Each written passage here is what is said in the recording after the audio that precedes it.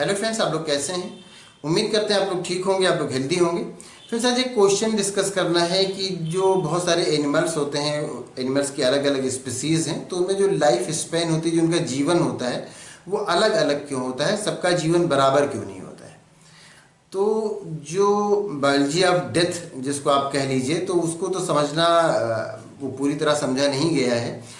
लेकिन ये जो क्वेश्चन है आपका कि अलग अलग स्पीसीज़ की अलग अलग लाइफ क्यों होती है, तो ये तो बात सही है कि अलग अलग स्पीसीज़ की अलग अलग लाइफ होती है। जैसे एक मॉस्किटो है, उसकी लाइफ को अगर इंसानों की लाइफ से कंपेयर किया जाए तो इंसानों की लाइफ से बहुत कम लाइफ जीता है, चाहे वो पूरी अपनी लाइफ जी ले तब भी। एक ह्यूमन की लाइफ है, फिर आप एक कछुए को देखते हैं तो वो तो और भी ज़्यादा उसकी लाइफ होती है। तो ये तो है कि उनकी लाइफ में स्पीसीज़ के अकॉर्डिंग डिफरेंस आ जाता है अगर वो अपनी पूरी लाइफ जीते हैं तो। और वैसे तो डेथ के पीछे बहुत सारे रीज़न है, किसी भी रीज़न से हो सकता है, लेकिन एक जो जनरल सा एक रेशियो जो होता है, उस रेशियो के अकॉर्डिंग ऐसा होता है कि अलग अलग स्पीसीज़ की लाइफ अलग अलग होती है। तो ये किस बात पर डिपेंड करता है? ये एक्चुअली ये इसमें देखा ये जा सकता है कि जो जिन भी स्पीसीज़ का मेटाबॉलिक रेट हाई होता है तो उनकी लाइफ कम होती है।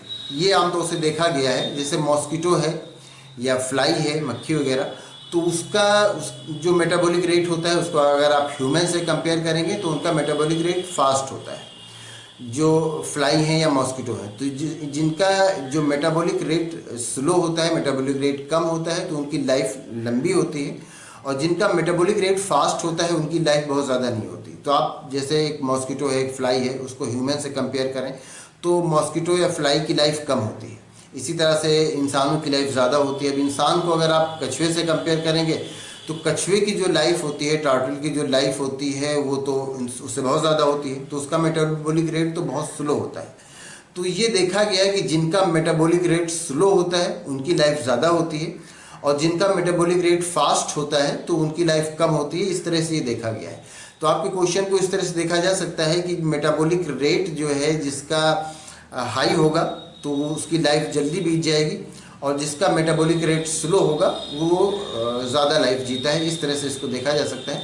बाकी लाइफ या डेथ के बारे में जो है, तो डेथ तो अलग अलग रीज़न से होता है, हो सकता है, और डेथ के बारे में कुछ भी डेफिनेट नहीं कहा जा सकता कि किसकी डेथ कब होगी। हाँ, स्पीसीज़ के अकॉर्डिंग इस तरह से ये है कि लाइफ स्पैन जो है अलग अलग एनिमल्स की वो डिफरेंट होती है। उनका जो जीवन काल होता है वो अलग अलग होता है, जो लिविंग ऑर्गेनिज्म है। तो उम्मीद करते हैं ये वीडियो आपके लिए इन्फॉर्मेटिव होगी।